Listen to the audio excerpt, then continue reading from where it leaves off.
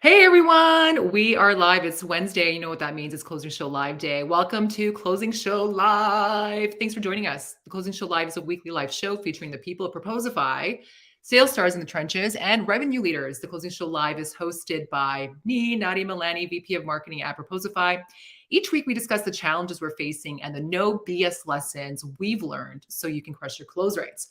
The Closing Show Live is brought to you by Proposify. So get consistency and visibility into your proposal process. Please say that 5 times fast. Start your 14-day trial, free 14-day trial today at proposify.com. So I wanted to run down some housekeeping items today because there's a couple of things that happen every single episode. Hey, everyone, let's go. Woo! There's a few things that happen every single week. So just wanted to let you know a couple of things. So sometimes the live will freeze. So it freezes. It's not us, it's LinkedIn. Sorry, LinkedIn, but it's LinkedIn, not us.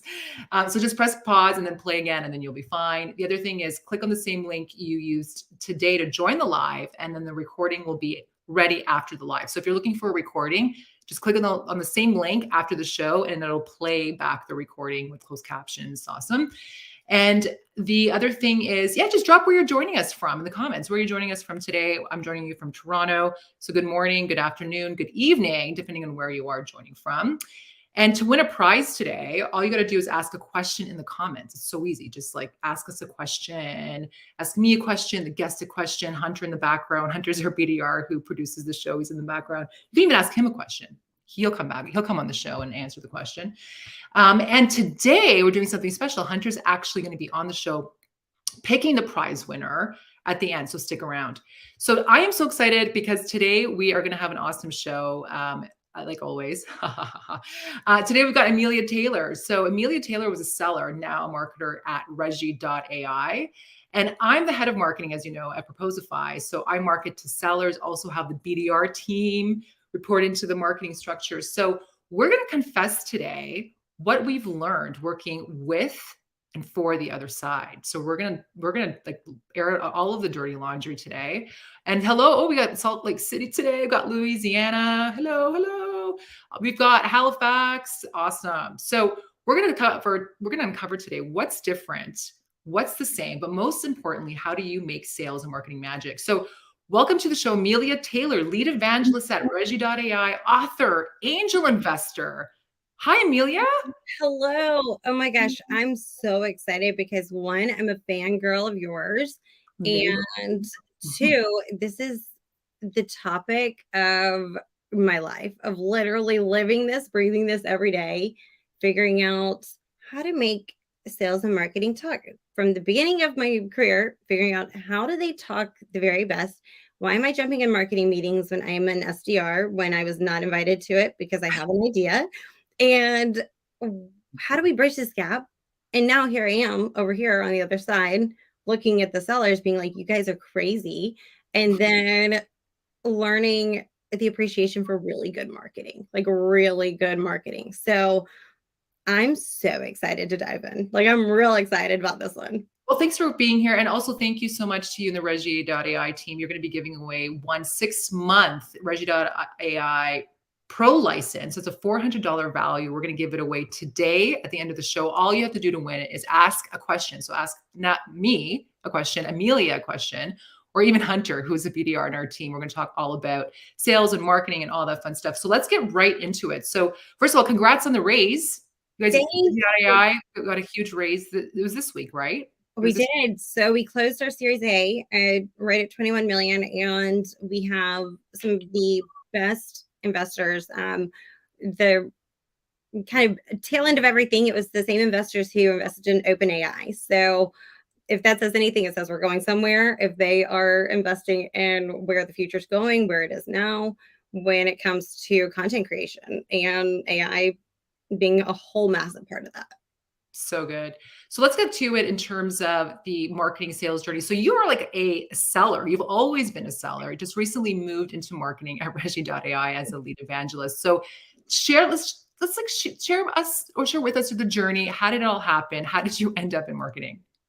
Great question. So don't know, but actually, okay. So here I started out. I'll kind of give just a little bit of a backstory here real quick. So I found myself as a single mommy of two. And I was like, okay, I asked friends, I'm like, all right, where do I make money right now? Because I got to get some money. I got to take care of my kids. We're going under a bridge or we're going under a roof. Which one? So chose the roof. So I said, what we're going to do is we're going to ask our friends, family, people we know that we trust and actually know that they're thriving in whatever space they're in. What are you doing? How are you doing it? Everyone said software sales. Jump into software sales. This is where you're going to make the money. So I thought, all right, whatever. So first SDR job role that I ever had, I did not know what the acronym meant. I had zero clue. And I walked in and I said, who do I have to beat? Because that's what I have to do in order to be successful. So after my first month, they had to put a cap on everyone's commissions because I just went in and decided I'm just going to go and dominate and just like figure out how to talk to people in the right way. So that being one of the biggest things is like, how do I best talk to someone and understand what matters to them? So knowing that helped me really understand like, all right, there's more to this whole sales motion than just $1 million a day. So from there, COVID hits, I go to a different company. And that's when I started just unsolicitedly jumping in marketing meetings as an SDR, but I created kind of my own hybrid role of working solely with specific sales directors that I knew had a really great just pedigree. They had a great background. They knew what they were doing. They were closing. And I teamed up with them. So I said, here's kind of a target list of enterprise things that I'm trying to get into. Here's the relationships that I believe that you might have with them. How do we work in sync together? So Leading the way, Amelia. That's amazing. I don't know how to not Dream, actually. It is actually a marketer's dream. So if you're working in an organization where sales and marketing aren't talking that much, or there's not a lot of collaboration, when I think back in my career, I would have dreamed for somebody like you, an SDR, coming in and saying, hey, like here's a list of accounts I'm working on. What are you working on? Let's work on this together. Right. So the account executives appreciated it. Did the marketing side? Not so much, because I'd be like, hey, you guys, I'm popping in real quick. I've got a great idea. Did y'all see this email that was sent out by Vidyard? They did an amazing job with this. We should be doing this. All right, I'm going to hop out. And they would just know every few weeks I'd hop in because I just saw a bigger vision. I was looking from the top down opposed to it being in the circle of what we were doing, because I always knew there was smarter ways to do things because I had to get scrappy and savvy, all of those things at a younger age. And with having two little girls and just me, it was like, you figure out a way. I always say, if you want to have like your next best hire, it's going to be a single mom, like, because she'll make a way. You had to figure it out. By the way, I didn't know that story. So that is like awesome. So you had to go in, you had to succeed. You really were pushed up almost against a wall at the time. And nothing will make a mom work harder than their kids. So looking at me, I'm like, okay, yeah, like, mommy, can we do this? And I remember sitting like at a gas station, like having $12 in my name and being like, do I get my kids food or do I get gas? Like, what do I do? And I'm like, okay, we're going to split it and we're going to see what happens. And here I am now. And I just think, what happened, right? Like, and you asking me this too, and me having this conversation with you, it's just so neat to see the evolution and the progress that's been made just by simply doing the next best thing and looking at the, one stair at a time, not the whole staircase, which is where I guess in the middle of the staircase, marketing shows up. And it's a totally different, we activate in marketing. If anybody's not in marketing, activation is a word that is commonly used that I did not know was a word that was used. Your PLG, it's all about, let's activate. Let's activate. We're having activations all over the place. So first time I hear this, I'm like, we're doing what? And they're like, we're our activation strategy. And I'm thinking, I don't even know what that even means. Like, you mean just, what are we doing? Like, this is like space takeoff kind of stuff. What's going on? So learning the marketing lingo is a little tricky in and of itself because it's totally different talk than sales. But going back a bit, so I would kind of really work with the right strategic people. And then I would really ingrain myself into where our buyers lived. So I was doing going into different communities within Slack and having just conversations with people like, hey, let's just do like a talk shop. I'd pay for my own Calendly link and stuff just so I could have that one-off thing that wasn't within the organization. So I can just progress and learn and understand. And then I would just ask for feedback from people like, hey, does this make sense? People who are marketing, who were in sales, it was where I needed to know the landscape. So then I went from that to selling RevOps services. So that was another whole landscape, another stair that I stepped on that I didn't realize was coming my way. Whoa, what is this RevOps thing? Yeah, I don't absolutely think asked anybody, that when I I was don't in marketing ops. I was like, what is this? who knows, right? Like I think everyone has their own definition of it a little bit. Actually, I know that based off of what everyone would share. And I learned, I wanted to get back into the selling motion a bit, but I also was looking at people who were out there doing marketing things like evangelizing and, spreading the good word, which is what evangelism is.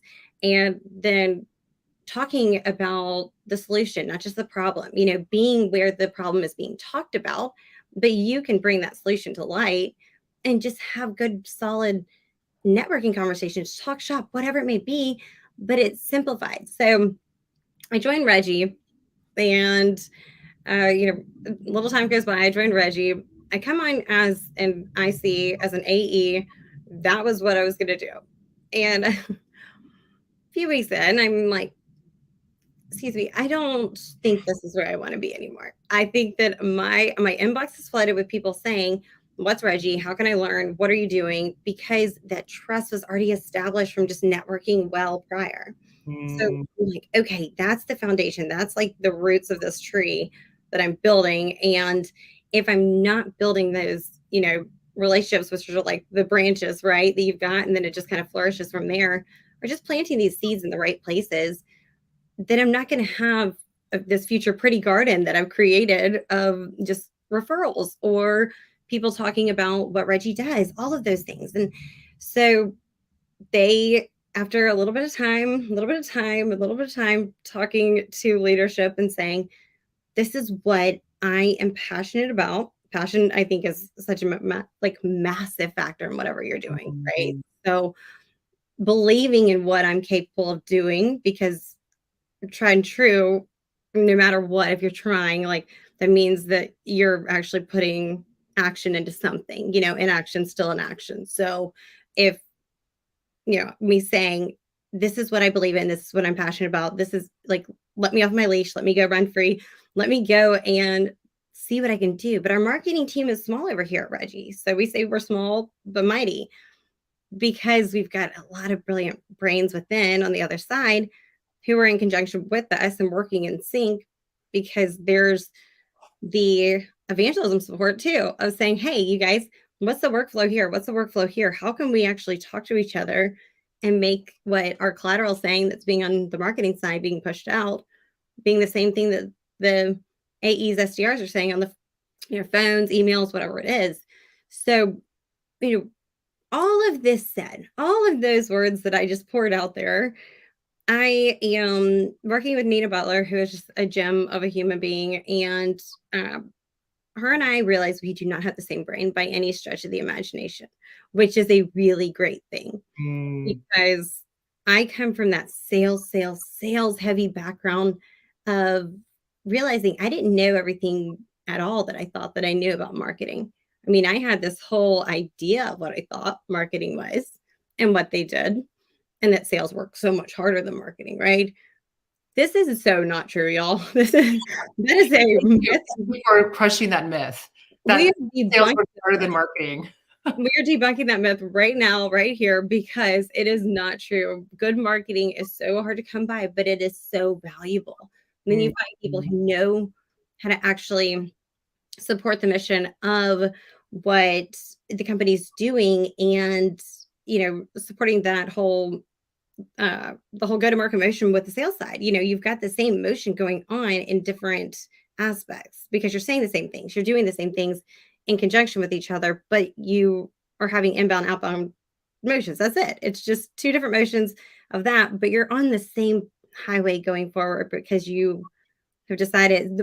I'm speaking about Regie here, really, is we've decided we're a team as a whole. We're a small team now. So yeah. you talk about the bigger ones. That's not as easy to do, right? Um, it takes somebody, I think, to really step up and challenge the "we've always done things this way" quote Right. of being those 7 worst words you can say in any kind of business. We've always done things this way.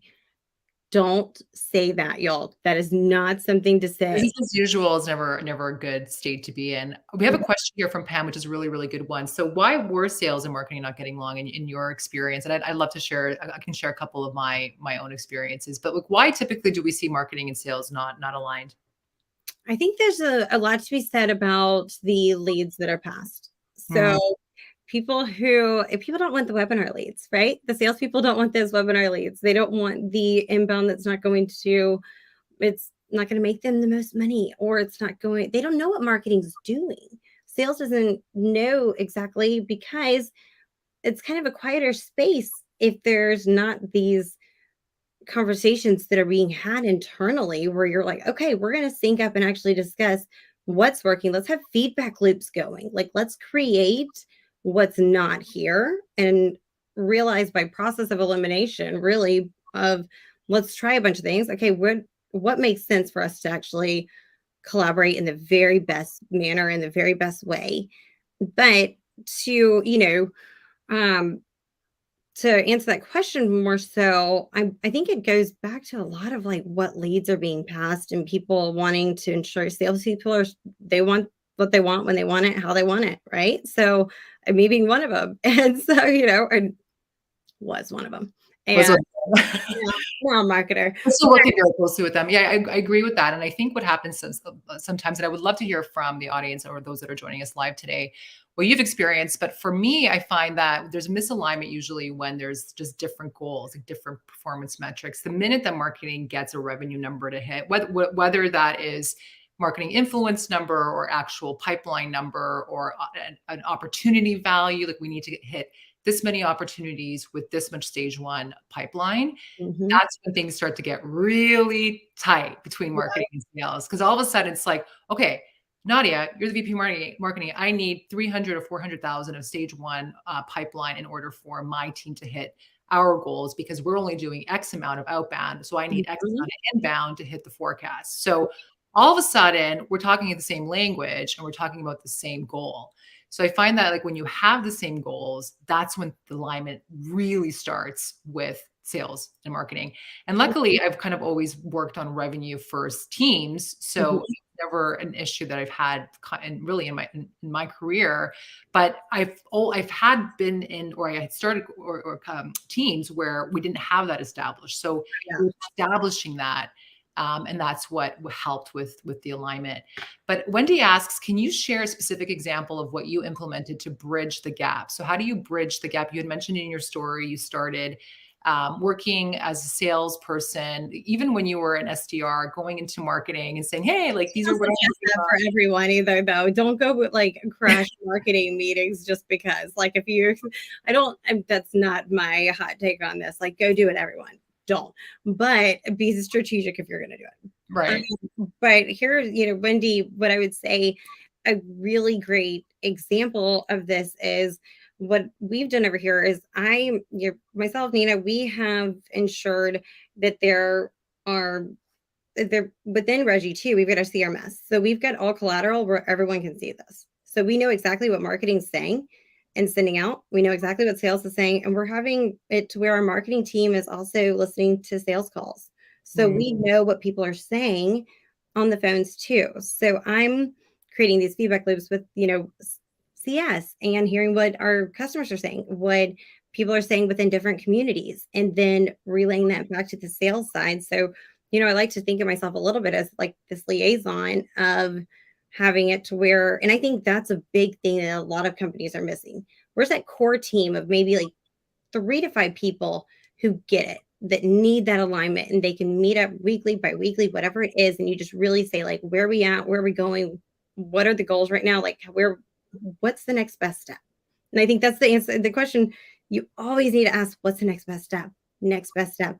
Because you can't be looking, right. You've got to have those long-term goals, right? But if you don't know that next step in front of you of what's best, then what are you doing? You're just a sitting duck, really. You're just saying, all right, well, let's hope everything works out. Let's cross our fingers that sales is going to do their thing and marketing is going to come through or whatnot.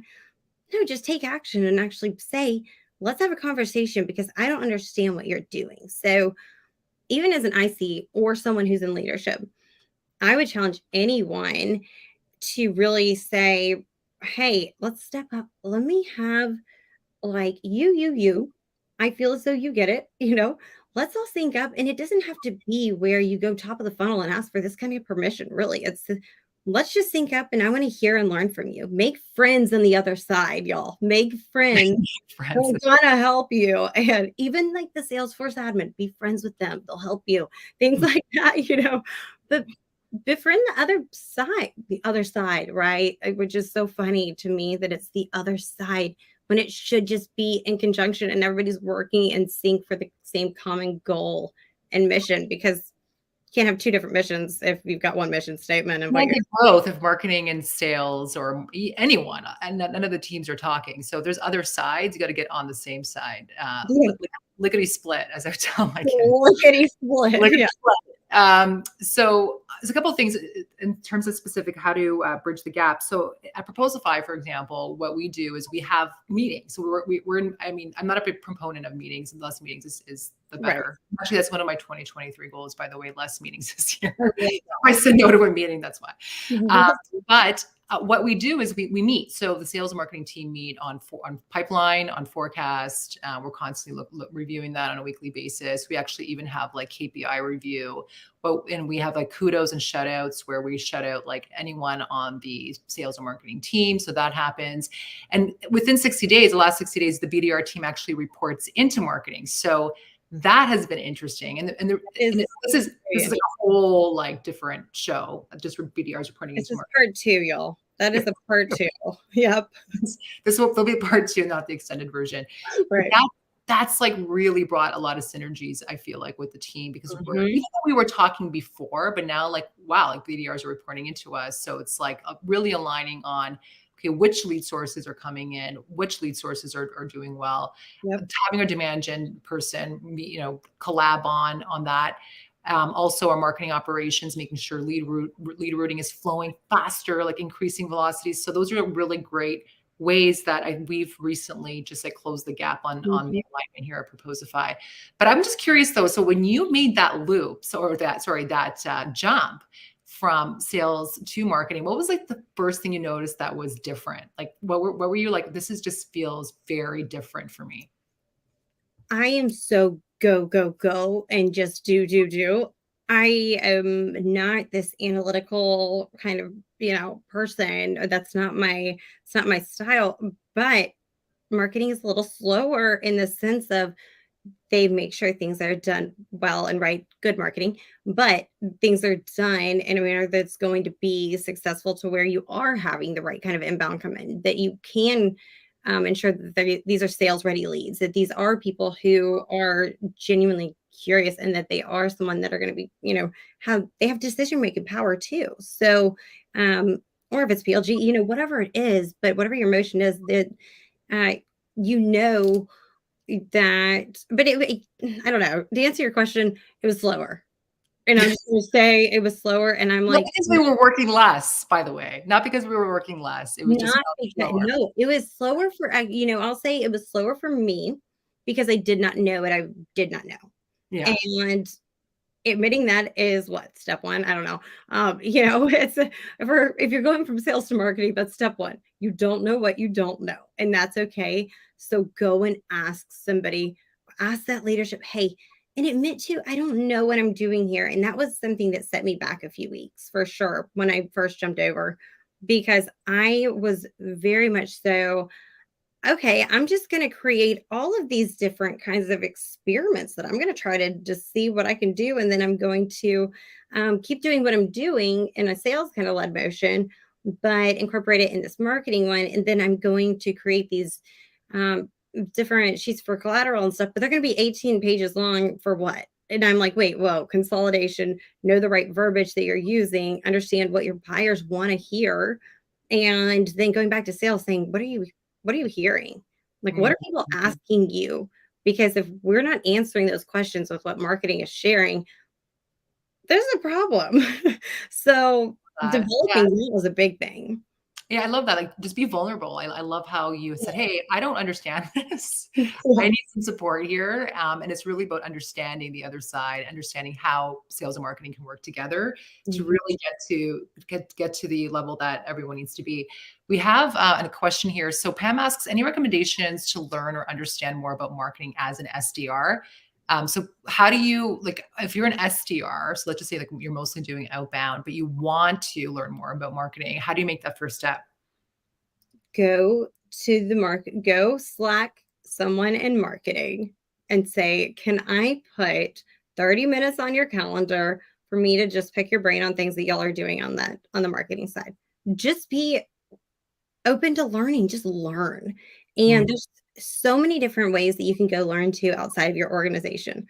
So other people too who are so willing to help more than a lot of people realize are willing to help, go and send them a message on LinkedIn and just say, "Hey, does this make sense? Like, am I saying the right kind of thing here? Is this aligning with kind of what marketing, marketing looks like? Like, what does marketing do?" You can start with just mm. that basic question. What does marketing do?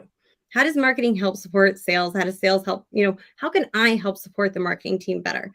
What is y'all's whole, what is your focus right now? Like, what are the goals for this quarter? Like, understanding that, it just start with like a 30-minute chat and then ask for people like on different channels too who are outside of your organization.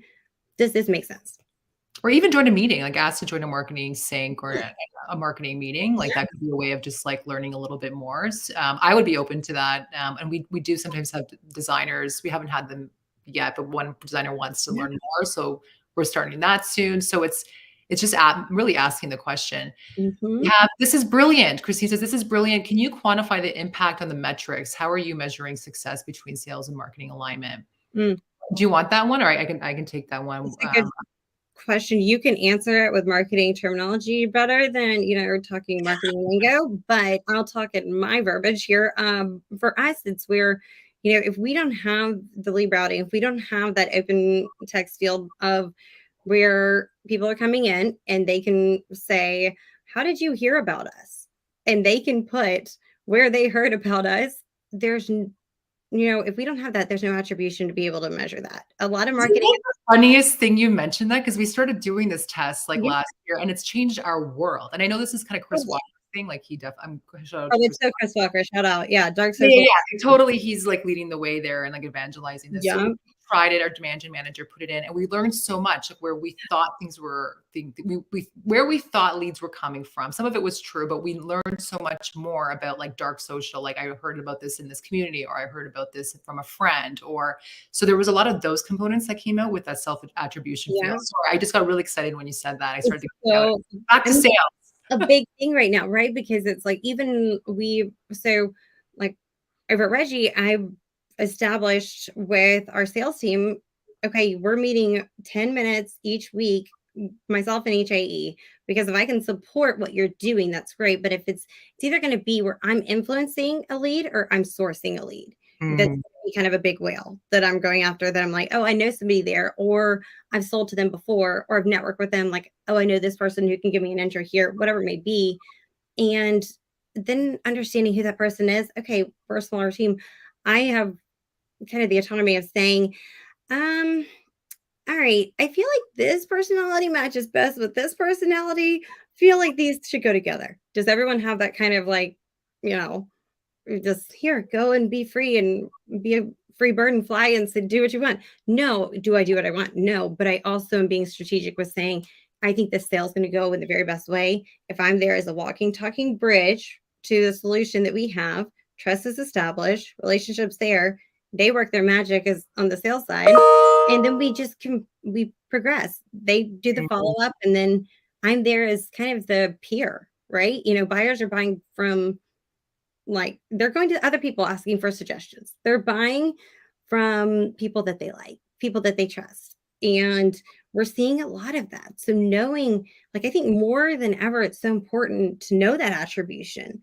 And so I meet with our AEs once a week for 10 minutes and we go over kind of where accounts are that we're both working. Then with our VP of growth and BDR manager, we have just our whole workflow of how things go with me being under marketing and evangelism. So we have our lead source and the meeting source within Salesforce. So we know, okay, evangelism. Okay, how did you hear about us? Amelia Taylor. That kind of thing. So we know, so I can do the reporting. Thank you all. Amelia qualified lead. I love it. I know, right? I know. It's Amelia qualified lead. So next. That's how she's measuring success, but I love that. Amelia qualified lead. Yeah. So for us, Proposify, just quickly, especially since the BDR team has moved into marketing, we track, obviously, like we have our ICP. So we have we call it AFIT leads. So we're tracking the amount of those, how many AFIT demos we're getting. We track that on a weekly basis. But we're also looking at opportunity, how many actual inbound opportunities are we generating? So that's like an actual target we have to hit, as well as the stage 1 pipeline target. So we have to hit that pipeline target. And then it's really just hitting that number. There's like also we don't do speed to lead yet within, because we're a really small team. And I will say this is that I find, and I'm curious to hear what the audience thinks, is that the smaller the team, the easier the alignment is. I find, like, the smaller the teams, it's just easier, I find, to get stuff done. Sometimes when you're working with like a really big SDR team, like 50 people on the team, or big heavy loaded AE team, then you have a marketing team of like 30, 40. Yeah. It takes a little bit longer, but if you are smaller stage, I find like it's a lot easier to get stuff changed, get things going. So that's my experience. Yeah, I totally agree with that too. And I've been a part of the big orgs, or the growing ones that are 10x your life kind of thing. And then it's like, okay, that's not growth, right? Like that's not the way that we can scale in the very best way. Like scaling can be with a smaller team. You can still really, really scale and grow because you're doing it in a smart, strategic way of how do we do it best with the talent that we have within. And then if we need to outsource something, great, because we don't know all things. Or if we need to have someone who's going to come and help us do, stand up our Salesforce, or, whatever, if you're switching over from HubSpot, whatever it may be, knowing that you don't have to have all the answers, but you can still be a small team. That doesn't mean you have to grab anyone and everybody who applies, right? And have this massive team. But even if you are, for those in a massive organization, not a lot of people are stepping up to say, where's the alignment here? What are we missing here?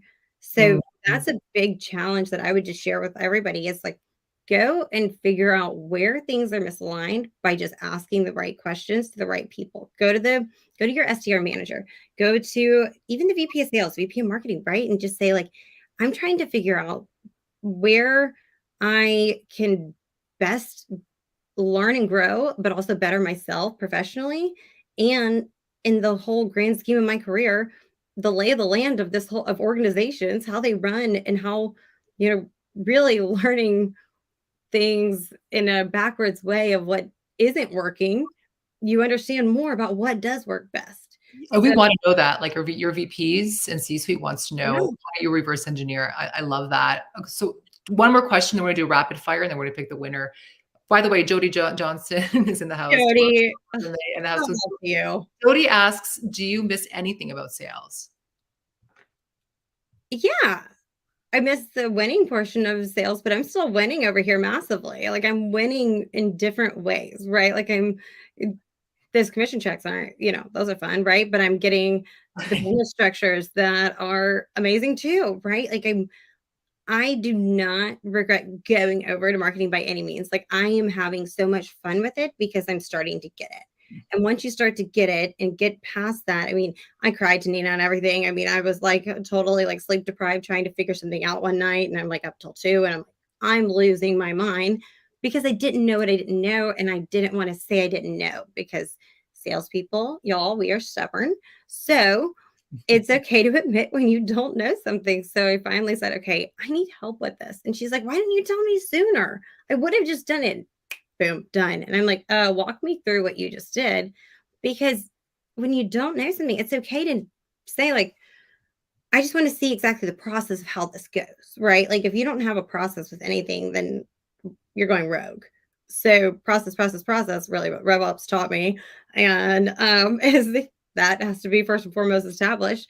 So having a process of knowing here's how sales goes, here's how marketing process goes too, which I didn't realize there was much of a process. I just thought you just did it. I didn't know who did it. I just did it. I just started going. But do I miss it? I'm still kind of doing it. I'm doing it in my own, and I think marketing is sales a lot too. You know, I you're absolutely believe that. I think it's in a lot of ways, marketing is sales. It's just in a different stage of the funnel. You need to understand your customer. You need to speak to your customers.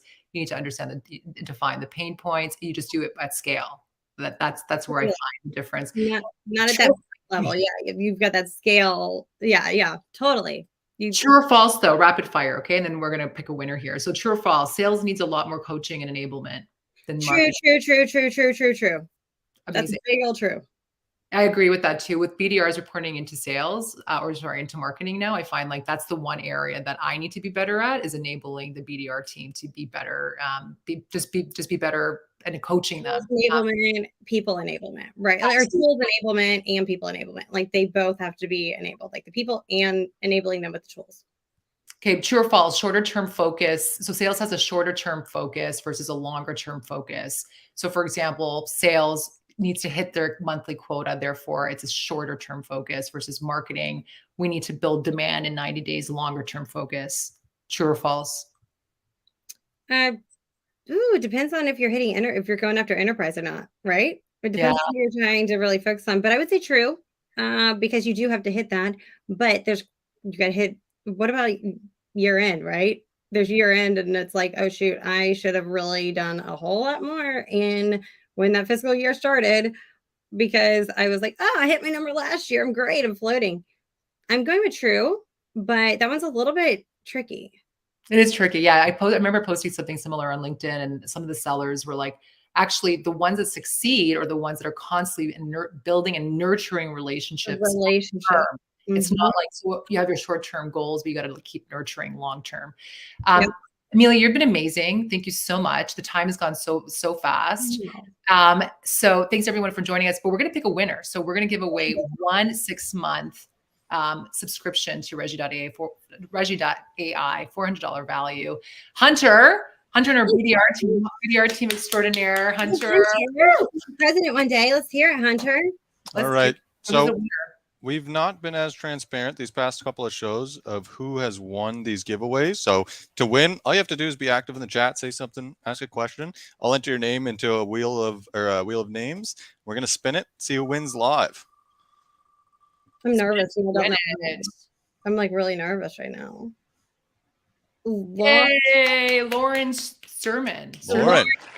Go follow her, y'all. She has got an amazing LinkedIn presence, and her pictures are like model done. So like go follow her. She's great. And she's got really great insights and wisdom too. So amazing. Amelia, if anyone wants to connect with you, where do they connect with you? How can they find you? LinkedIn is like where I live. Literally. So I live in LinkedIn. So go and jump into my DMs, or if you click streamline your content underneath my name on my profile, it'll take you to a talk shop, like quick 20-minute conversation. I am always open to just talking to people, because I think that networking, that's the way that you're doing sales and marketing. That's how you're going to have that alignment. It's just networking and understanding what people are talking about, what they are trying to learn, and being that helping person. Just go help people. So streamline your content. Let's chat. Shoot a message my way into my DMs, and let's think. I'm happy to help anyone. You get what you give. There you go, Amelia Taylor, everyone. So join us next week. We have Michael Hansen, CEO of Regie. Join us. We're going to discuss level up your outbound game, starting with mindset. Have a great week, everyone. Bye, y'all.